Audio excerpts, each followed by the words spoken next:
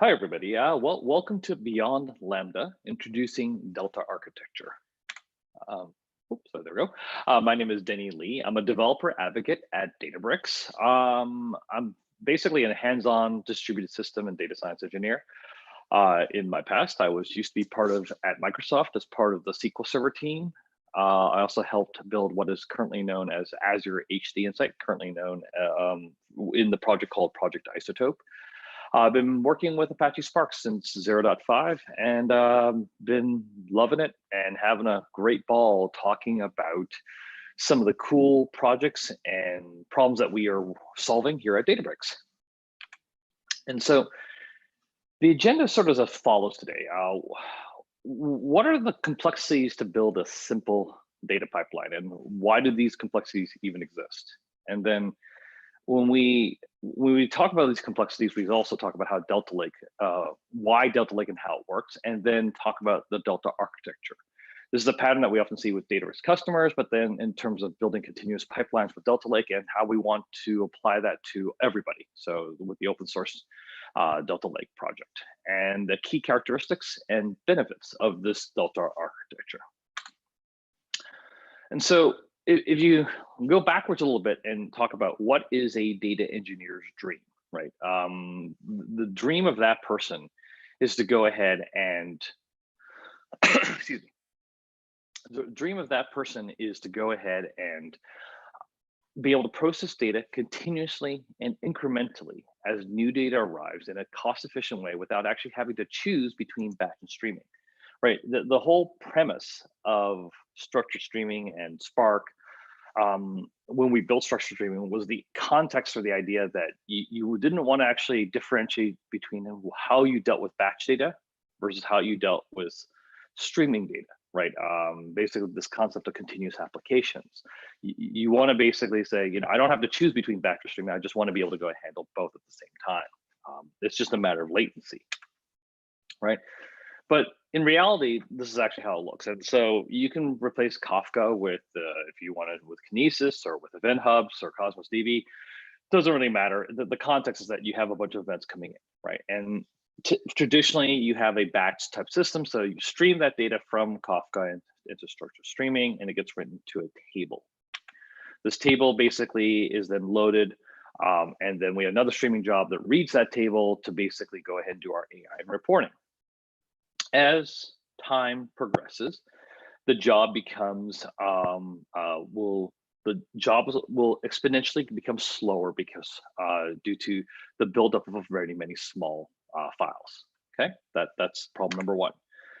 And so how you typically solve that problem is by going ahead and switching that table to batch, and then basically with that table, we create another table that basically compacts that information every hour or so, and then that batch, we can read the batch off of that for our AI and for our reporting. Okay, so that's more or less the context here.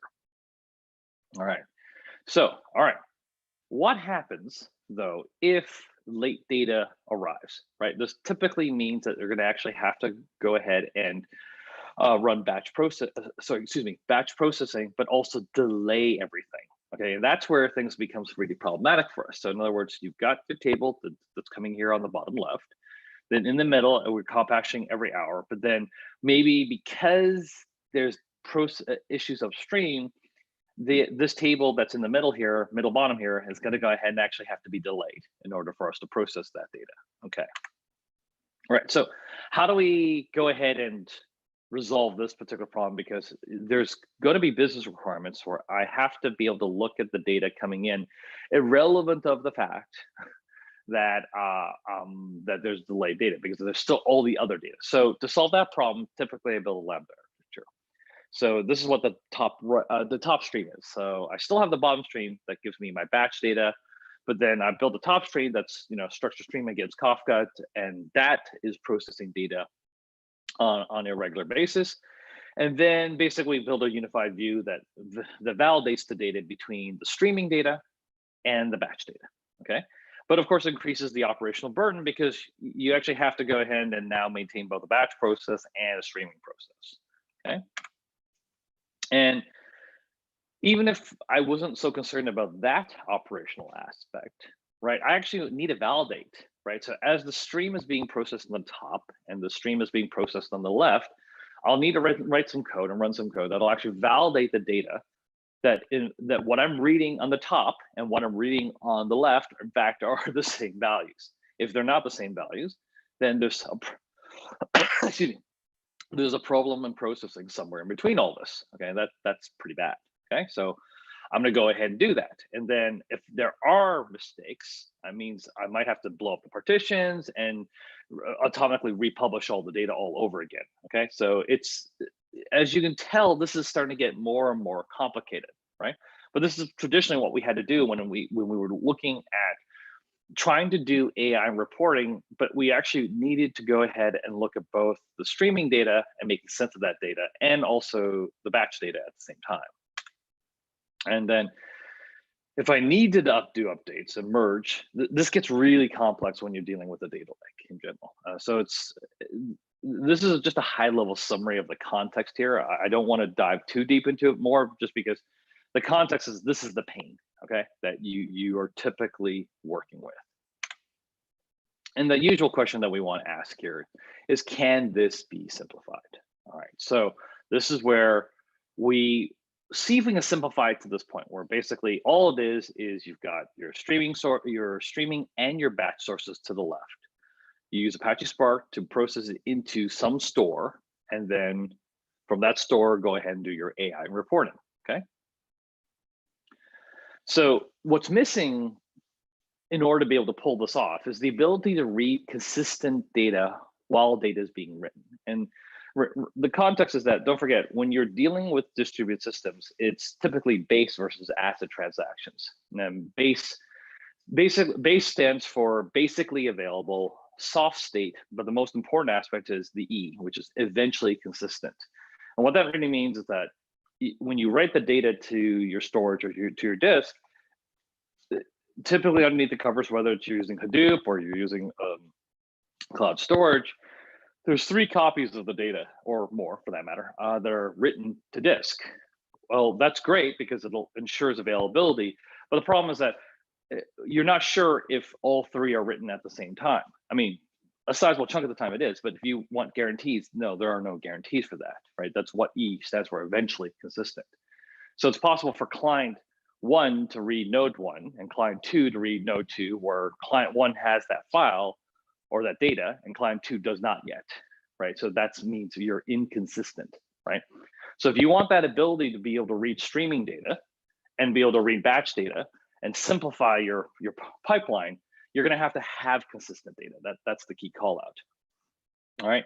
You want the ability to read incrementally from a large table with good throughput, right? This is the context of us saying, okay, if you actually have to worry about all these small data files, how do I go ahead and handle that? You want the ability to roll back in case of bad writes. That can be extremely problematic. You want to be able to replay historical data along new data that arrives. So in other words, take all the history data, the batch data, if you want to think of it this way, and the streaming data and be able to merge it together or join it together or union it together, right? You want to be able to go ahead and look at the data irrelevant of latency. You just want to be able to treat it as one, so I can, i.e. that unified view, so I can go ahead and actually make sense of it right from the get-go. All right, and just as important, the ability to handle late arriving data without having to delay downstream processing. So in other words, yes, the data comes in, yes, it's late because the source system was late, but that's okay. You know, we're not going to need to delay the downstream processing for it, okay? So the answer basically is this combination of taking structured streaming plus Delta Lake. Structured streaming takes care of that latency aspect for you, but then Delta Lake takes care of the aspect of ACID transactions, schema enforcement and evolution, time travel, rollbacks, all these features put together in order to give you this concept of Delta architecture. All right. And so this idea is that we combine these 2 concepts together. So structured streaming by itself is extremely powerful, but you needed a storage layer that actually provides you those ACID transactions that we refer to. Well, that's what Delta Lake does. And then together, that's your Delta architecture, okay? And so the most important aspects of this, in that case, is that The first one is unify batch and streaming with a continuous data flow model. So in other words, whether you're processing the data, reading the data in streams or in batch, writing in streams or in batch, you're able to do it nevertheless. Okay, that's a super important aspect of that. Okay, excuse me, sorry about that.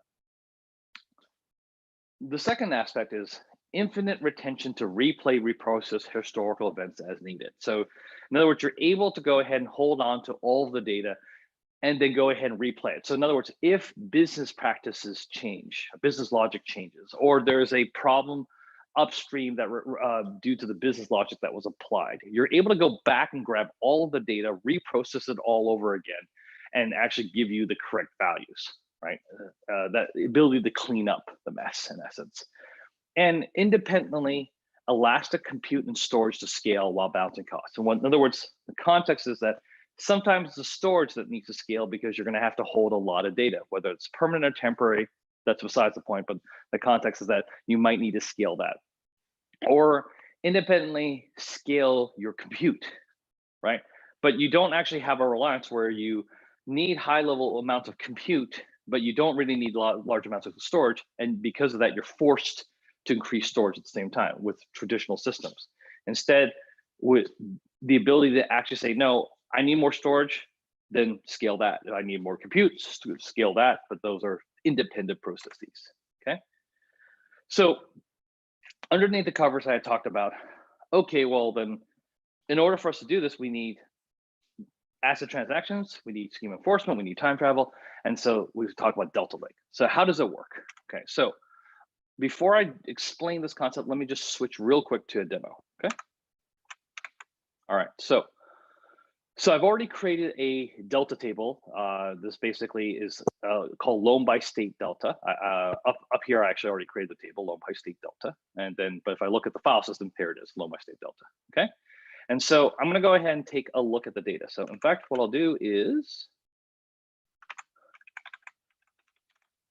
take a look at the data inside here. All right, and you'll notice a bunch of small little Parquet files.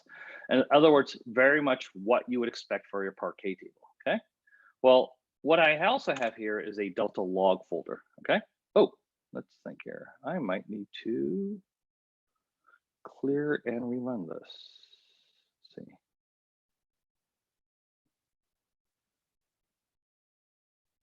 Okay, let me go ahead and clear and rerun this. This is what happens when you run demos live. Haha. All right, so we'll kick this off. All right.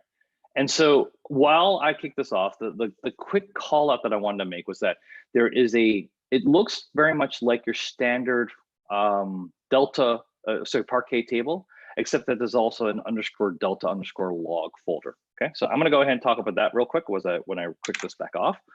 And so what happens here is that the Delta_log here is actually your transactions, okay, a log, all right?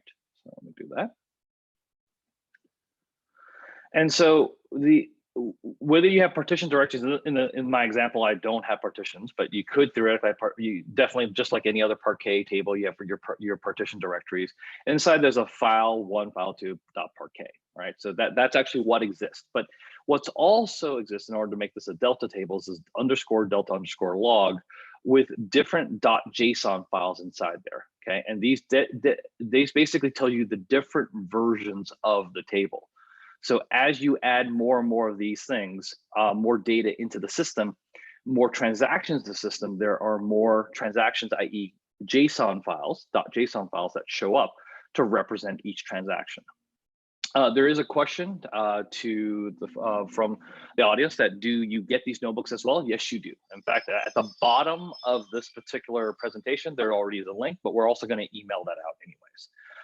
And post it onto YouTube and everywhere else, okay? All right, so let me go ahead and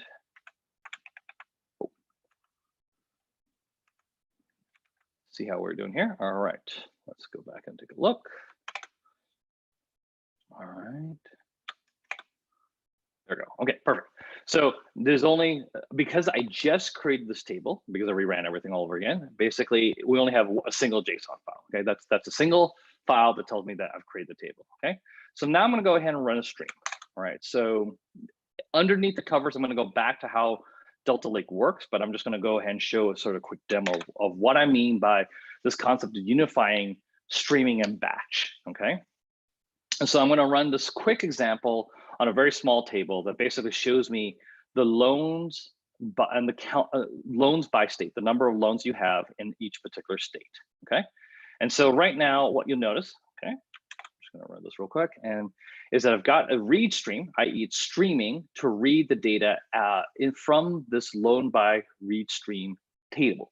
This loan by read stream table is actually pointing to this Delta Lake Silver path, which I've defined early on, which is basically a location. The reason I'm calling out this path is because it's the same path as our batch table. So whether I'm doing this via streaming or via batch, it's actually going to the same file location, okay?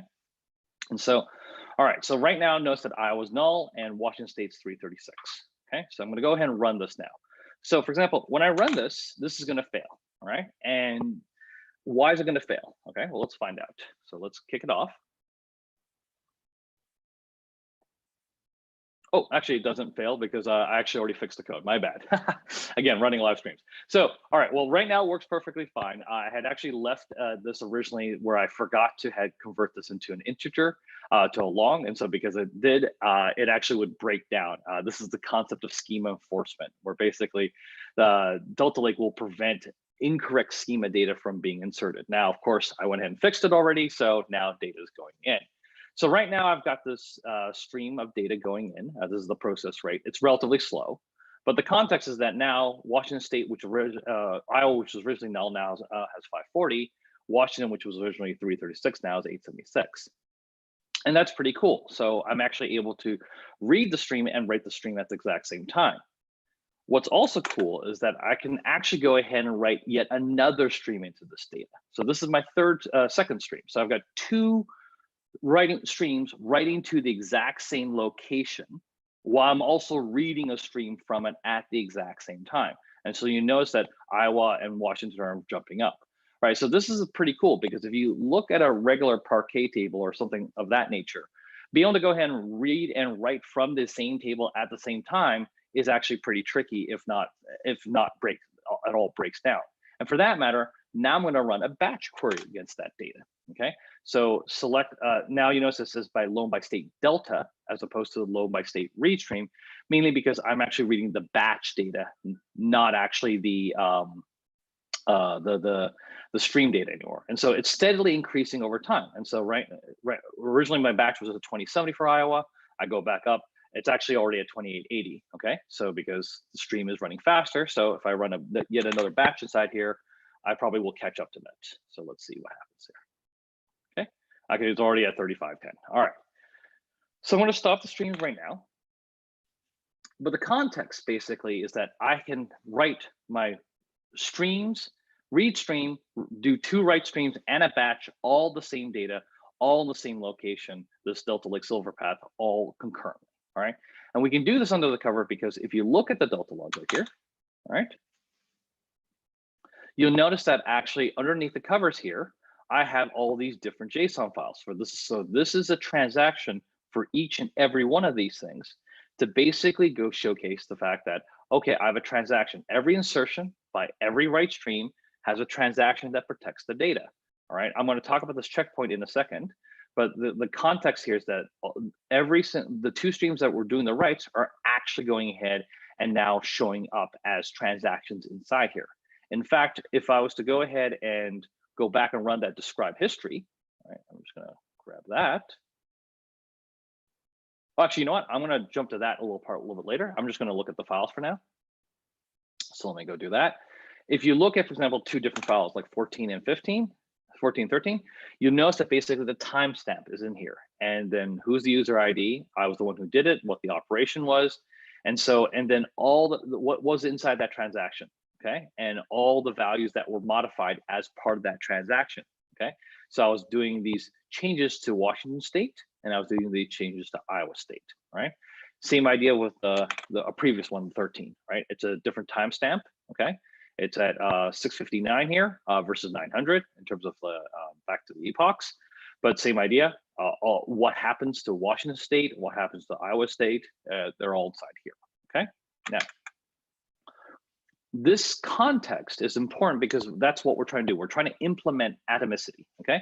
So changes to the table are stored as ordered atomic units called commits, right? You commit a transaction. Well, so exactly as you saw in the JSON files when we're running this demo, right? You add a parquet, first client tries to add a parquet, second client tries to add a parquet, or they try to remove a parquet files. Doesn't matter. We record all those transactions, everything that occurs, the changes to the data, the changes to the files, they show up in this .json that you just saw, right? So that way now we have a log that records everything that's happening. And because of that, we can allow multiple streams to be writing to the same table concurrently. That's why you could go ahead and have in Delta Lake, I could go ahead and actually have those two streams writing to the same location and the batch query reading from the same location and the read stream reading from the same location without any problems.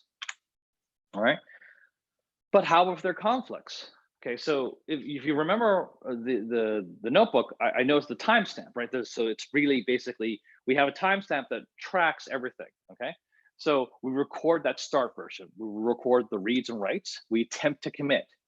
If someone else wins, check if you have anything to read, anything you're trying to do has changed and try again. Okay, so in other words, if it's just like adding data like what we did, it's relatively straightforward because, right, even if for sake of argument, two of those transactions were to run at exactly the same time and they landed it on the exact epoch, what would happen is basically, let's go right to the disk. First client wins, okay, it's written. Second client, it goes ahead and realizes that there's a problem. Now we could error out, but because we're trying to resolve this optimistically, what we're doing is we're actually going ahead and running it to, we'll retry because we're saying, hey, read the data. What I'm about to do, this insertion, this append, isn't going to actually make any impact, right? Versus an update or delete, right? Which it could have an impact. So in that case, go ahead and just optimistically go ahead and write this, and i.e. try again, okay?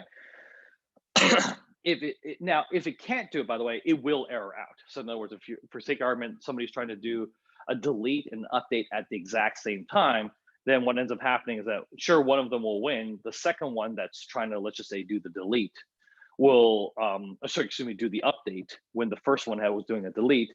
The second one will then fail and roll back to the client and let them know, hey, you just tried to run an update on a non-existent file now, or non-existent set of data. All right.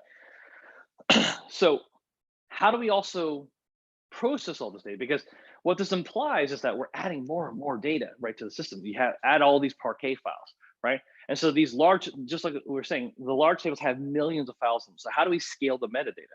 So we actually use Spark to scale this. So what actually happens is, like, so each of these JSONs comes in, we add parquet, remove, whatever it is, they have these transactions. And after every 10 of them, we'll do a checkpoint into parquet.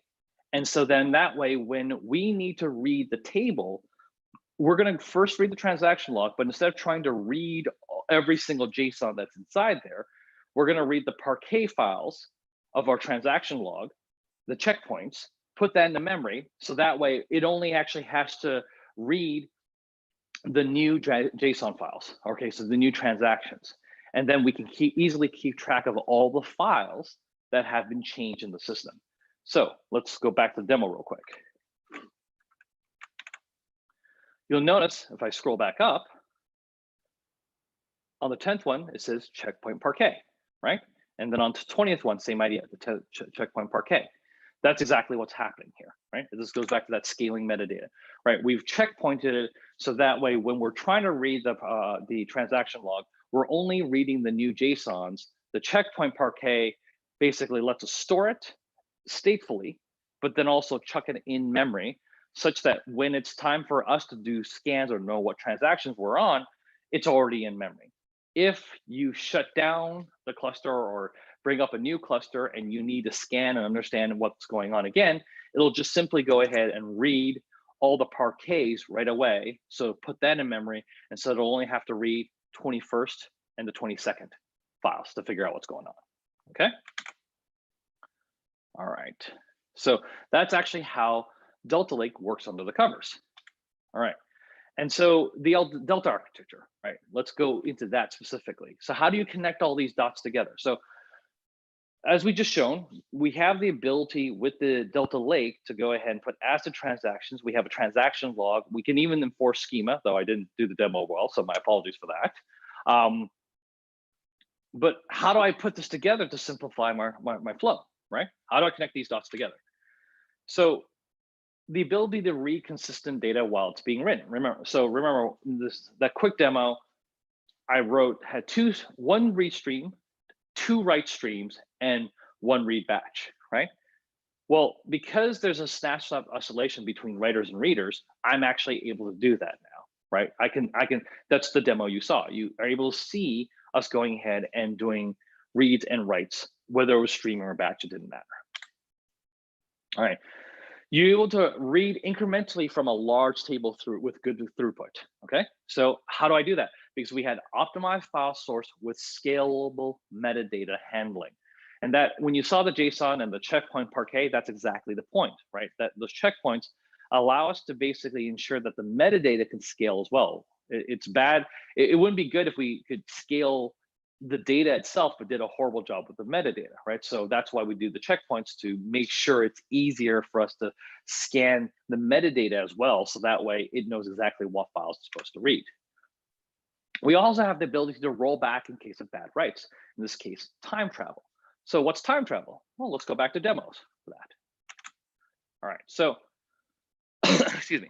I'm just going to skip past. We actually have this notebook, by the way, which we will share, actually has a lot of cool other examples, but I just wanted to show you the main things here right now. So let's go back and look at this table. All right, so before you can look at the JSON files, but I'm just going to run it in terms of so you can see it this way. Okay, so remember how the JSON files, there are 22 of them. Well, this is just a history table that shows you the initial creation, 0, okay, and then also all the 22 different versions of that table as we loaded the data up, okay? All right, so what's great about time travel basically is this. So if I wanna go back and look at what the, look at the loan by state delta table as of the 0th version, all I have to do is specify version as of 0, and what you have here now is Iowa back to a null value, okay? So Iowa's null and Washington's 336. That was the version of the table when it was originally created, right from the get-go. All right. And then we remember how what we did is we added 2 write streams to load up the data. So I'm just going to choose number 9. Okay. And so this is the 9th version of the 22 different versions we have. Okay. For this particular example. And by the 9th version, Iowa is at 1215, Washington is 1821, and California is still at 2006 as of version 9. As of version 0, right? Because there was no difference. In fact, every other state didn't change. It was only Iowa and Washington state.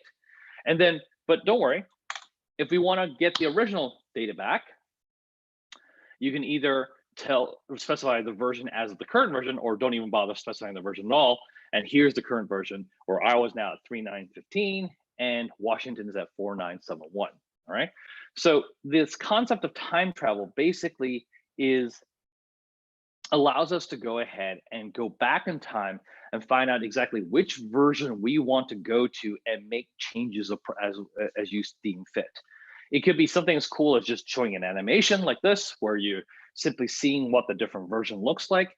In a previous session, getting data ready for data science with Delta Lake and MLflow, I showed a version of this notebook that allowed us to identify model drift or data drift, where as data changes over time, that we could go ahead and we could actually monitor that and see the impact of that on our machine learning model. The same comes into play, right? It could be something as simple as that, or something as complex as running rollbacks, which is you realize, hey, the last 10 editions or updates to this were actually incorrect. Let's roll back to a previous version. Let's roll back for sake of argument to version 9. So no problem at all. We can go back and do that, right? Because the data still is there. All right. So let's continue back to slides. All right. So the fourth, back connecting the dots again, the ability to replay historical data along new data that arrived, right? Well, then stream the backfilled historical data through the same pipeline. So in other words, if you've got a source that contains all the old data that was delayed, not a big deal. Just go ahead and stream it through this exact same pipeline. Or if you've got another source, or you need to replay it all over again because the business logic has changed, again, you've got the full source. It's basically stream right back to the left and have that run this exact same process all over again. And the ability to handle late arriving data without having to delay downstream processing. And in this case, straightforward, stream any late arriving data added to the table as they get added, right? Because now you simplified it. So the context here is now the Delta architecture with Delta Lake allows you to continuously create a continuous data flow to unify your batch and streaming. Like again, the demo was relatively simplistic. Typically, it looks something closer to this, where you have multiple sources resulting in multiple tables or multiple data stores even, right? And this concept of that we have, you see here's bronze, silver, gold tables in between. It's all because you're trying to merge different tables, different data sources together with different levels of data quality, right? So it seems like it's more complicated by doing this, but the whole premise is saying that I can now actually have a single pipeline, back to this thing, right, to do all of these things, all right? And so that's how we connect the dots together. So now that I've talked about this, let's talk a little bit about the characteristics of a data architecture, okay? Excuse me. Oh, actually, I'm gonna jump real quick into a question because there's some good questions before I talk about Delta architecture. Let me actually answer some questions here, okay? What causes a version update? Is it related to checkpoint? Let's break those two things down because they're actually different things. The checkpoint itself is every 10th version or every 10th transaction to that table, we're going to do a checkpoint. So that way it creates a parquet file. That parquet file then gets loaded into memory, right? So this way, instead of actually trying to read all these small JSON files, because, you know, just like any other Spark infrastructure or any infrastructure, right? The more small files you have to read, the larger the overhead to do it, right? So instead of actually doing that to you, what we do is we create these little parquet files and we put them into memory. So if it's an existing process, existing cluster, Spark cluster that's running, no problem. It's already floating in memory, and then only the new JSON, the new transactions actually have to be recorded, right, and processed. And then by the 10th one, again, we checkpoint it and we chuck it back to memory. If you shut down the cluster and you start a new cluster to access that table, the parquet files are there. So instead of actually reading all the JSON files, it'll just read all the parquet files. And so it can actually chuck that stuff into memory faster, so it knows exactly what transactions that actually happened, okay? So what causes a version update? Well, the version update is actually a transaction. So in other words, any changes that you do to the table. So an insert or an update or delete or merge, that's actually how you would physically go do this, okay? So hopefully that answers that question, right? Now, related to that, there's another really good question, okay? Is it possible to update a, excuse me, how do I delete a version of data, okay?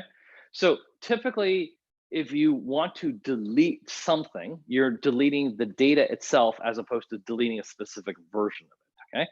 Now, there's this concept, the reason why is because from a GDPR compliance perspective, you want to be able to record every single transaction that occurs, okay? That's actually the context.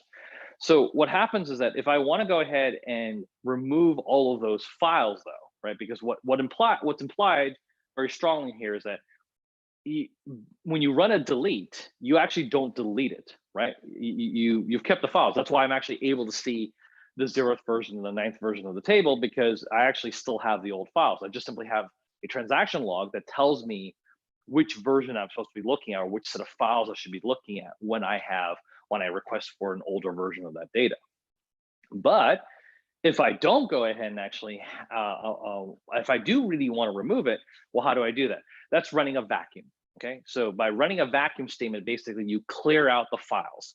By default, any files that are 7 days older, Okay, so in other words, what happens that when I run the vacuum, it clears out the data. Once it's cleared out, then if I go back and request for that old version of the data, it'll give you an error message simply saying that data no longer exists. But you still have a transaction log that denotes all the actions you did to the table up to that point. But yes, the data no longer exists. Okay, if you need that data to be removed right away, then instead of using the default 7 days, just specify, for example, 0, right? So that'll just mean get rid of everything right from the get-go. Okay. All right, perfect. So let me go ahead and talk about the Delta architecture a little bit more, the actual purpose of this session, okay? Here are some of the key tenets that we really want to do for this, okay? So you basically want to adopt a continuous data flow model, okay? And what we mean by that, by the way, is that you want to stream to and from the Delta Lake table whenever possible, okay? So in other words, it's not just about going ahead, even if you think of the problem as a batch problem, you actually, if you can just think about it purely from a standpoint of like, all the jobs are stream jobs and all the jobs are to and from the Delta Lake, it allows you to go ahead and do these 3 tests. You can unify back to stream, same engine, same API, same user code. There's no need to reason about system complexity separately, okay? And then you're able to incrementally load the new data very efficiently, okay? In other words, there isn't a need to do state management, okay, on what new files are added, okay? You basically incrementally add and you're good to go. And then you process the data super quickly, right? So there are limited delays, minimal delays to no delays, okay? So I forgot if I included this in the slide, but one cool example that we had from last year's Spark Summit in San Francisco, where one of the keynote speakers was Comcast. And what's really cool about the Comcast scenario is that they used to have 84 jobs, okay? And this is for this particular example of their system. The sessionization is basically with the 84 jobs, because they were able to use Delta Lake and because they had ACID transactions and because they followed the Delta architecture, they converted those 84 batch jobs into 3 streaming jobs, right? So from a maintenance and operational perspective, you've simplified the workload massively, okay? All right, so let's see, use intermediate hops, okay? Materialize the data frames whenever it's applicable, especially when a large number of transformations involved, right? Your materialization can be used for fault recovery, easy troubleshooting, and multiple consumers are expected, all right? So what I mean by this is this, right? Traditionally, right, if you've got a source table and you get your destination tables, what we'll do is we'll do multiple transformations, okay? And so these intermediate data frames that you create are typically sitting in memory, okay? And obviously you do this because it's faster to process this data in memory, okay?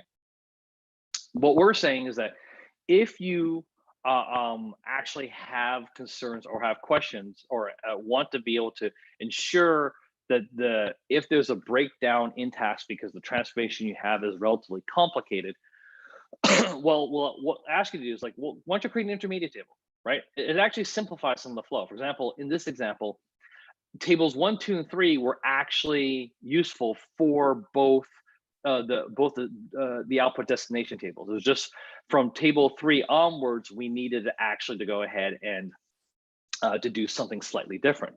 So instead of creating 2 separate set of tables with the exact same data, go ahead and actually run an intermediate table, save that to disk, and then run 2 separate processes for table 4, table 6, table 5, table 7 are on a different stream, and they go to different tables, right? It really simplifies the flow here. And by the way, I apologize, but for some reason, my Q&A panel is not showing up. So in fact, I want to ask you if it's okay for you to post your question to the Zoom webinar chat. I realize that's actually not a good best practice, but for some reason, my Q&A panel is not showing up right now. So please put them in the Zoom webinar chat, okay? And sometimes because you have an issue where you don't know if the data is partitioned correctly or you're running into skews or whatever else, yeah, you put the intermediate table even earlier up, and that's perfectly fine, okay?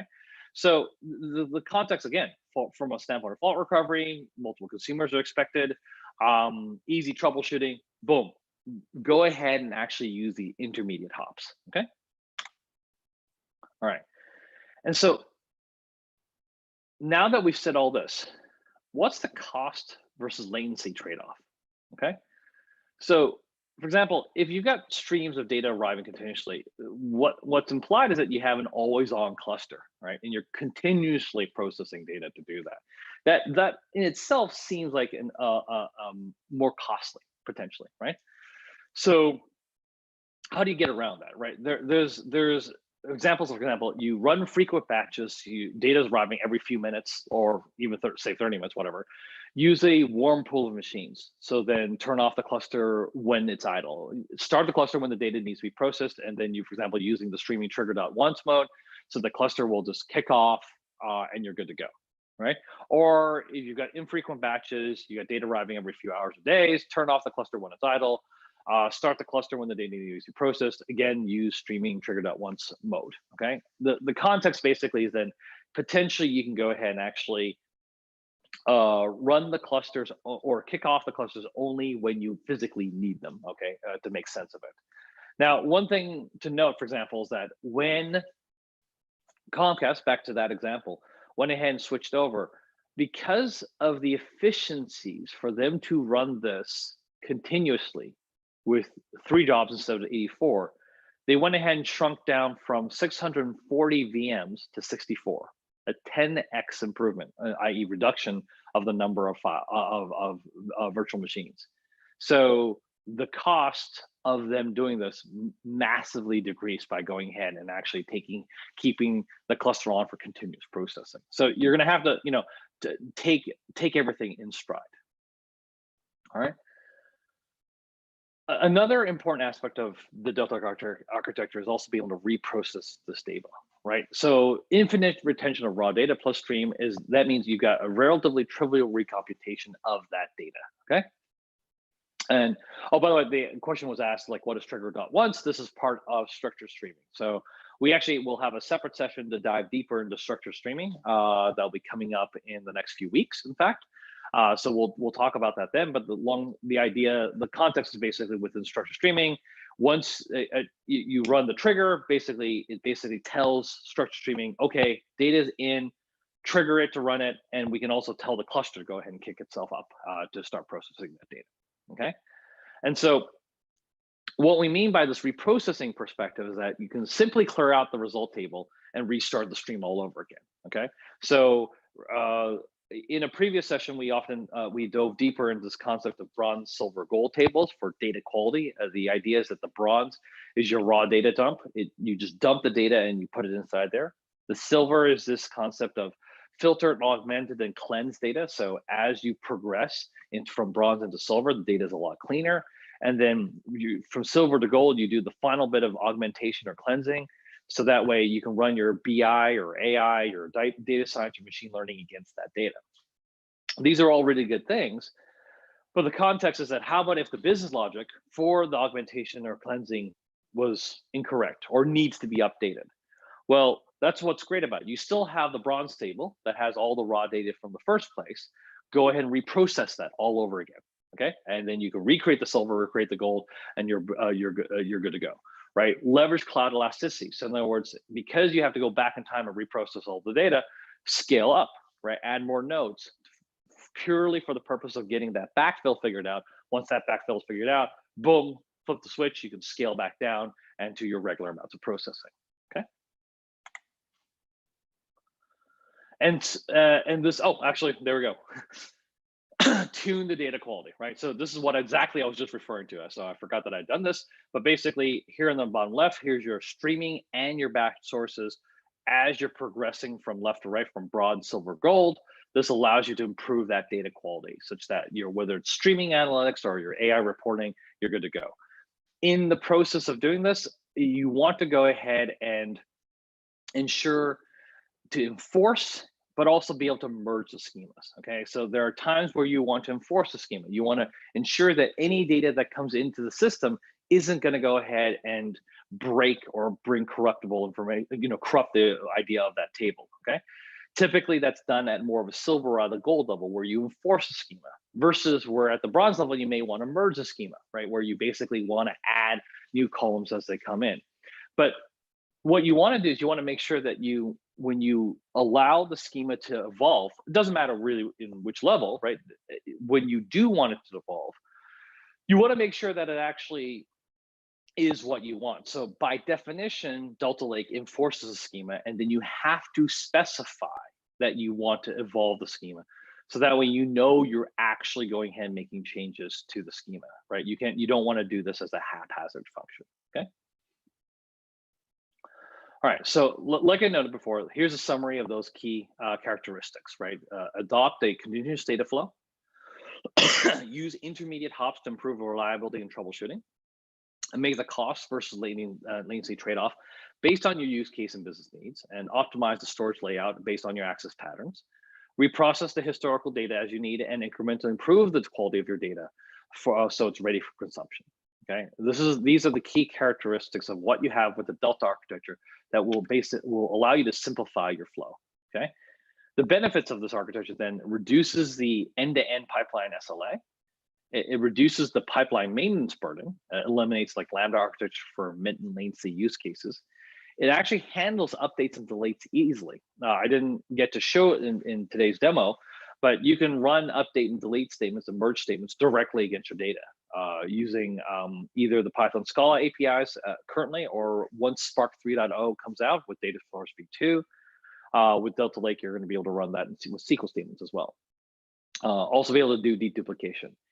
And then, lower infrastructure costs with elastic independent compute and storage, right? Like I said, we have organizations reduce the infrastructure cost by up to 10x, and that's exactly what Comcast has done. Again, Spark Summit San Francisco last year's session, the keynote, they talk about that, okay? And so, in a nutshell, that's what the Delta architecture is, right? To process data continuously, incrementally as data arrives in a cost-efficient way without you having to choose between batch or streaming. Okay. So one thing I wanted to finish off with before I go dive into the rest of the questions is that, as more and more people are starting to use Delta Lake, in fact, we have, there are more and more connectors. So Delta Lake can talk to Hive, so obviously Spark, Presto, Redshift, Athena, Snowflake, right? And that's the current, as of today, this is rapidly going to change, i.e. adding more to the list, okay? Hive is currently in, I believe there's a question that came up on the chat. Hive is currently in private preview now. We're working with the community to make this available so that way Delta Lake can go ahead and work on Hive for public preview, obviously. Okay. There's a lot of our partners and providers. So whether it's your Tableaus, Informaticas, Click, StreamSense, Talend, Attundi, Windisco, Privacera, that actually work closely with us. Recently it was announced by Google Dataproc that they also will be reading Delta Lake themselves as well. So this list is going to rapidly grow as well. And so the ecosystem is growing as more and more people and companies are recognizing the benefits of actually having transaction protections around their distributed storage systems. Okay, and let's see. Okay, and plenty of users Delta Lake. Actually, just go to delta.io to see the full list. So this is just a partial list of it, but there's a lot of companies out there that are already standardizing on Delta Lake in order for them to run. In fact, Databricks itself actually, more than 75%, 2 exabytes of data per month are actually processed using Delta Lake now. So it's a pretty well-used, well-productionized project at this point.